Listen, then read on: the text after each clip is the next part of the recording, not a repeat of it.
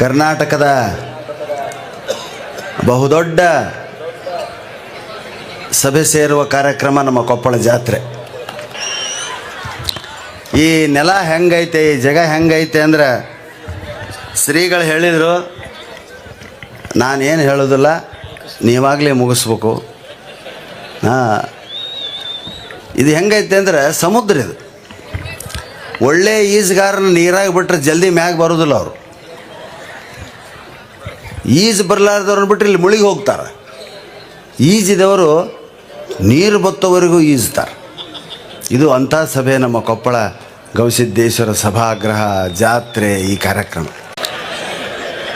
ಕರ್ನಾಟಕದ ಬಹುದೊಡ್ಡ ಸಭೆ ಸೇರುವ ಕಾರ್ಯಕ್ರಮ ನಮ್ಮ ಕೊಪ್ಪಳ ಜಾತ್ರೆ. ಈ ನೆಲ ಹೆಂಗೈತೆ, ಈ ಜಾಗ ಹೆಂಗೈತೆ ಅಂದ್ರೆ ಶ್ರೀಗಳು ಹೇಳಿದರು, ನಾನೇನು ಹೇಳೋದಿಲ್ಲ, ನೀವಾಗಲೇ ಮುಗಿಸ್ಬೇಕು. ಇದು ಹೆಂಗೈತೆ ಅಂದ್ರೆ ಸಮುದ್ರ. ಇದು ಒಳ್ಳೆ ಈಜುಗಾರನ ನೀರಾಗಿ ಬಿಟ್ಟರೆ ಜಲ್ದಿ ಮ್ಯಾಗ ಬರೋದಿಲ್ಲ. ಅವರು ಈಜು ಬರಲಾರ್ದವ್ರನ್ನ ಬಿಟ್ಟರೆ ಇಲ್ಲಿ ಮುಳುಗಿ ಹೋಗ್ತಾರೆ.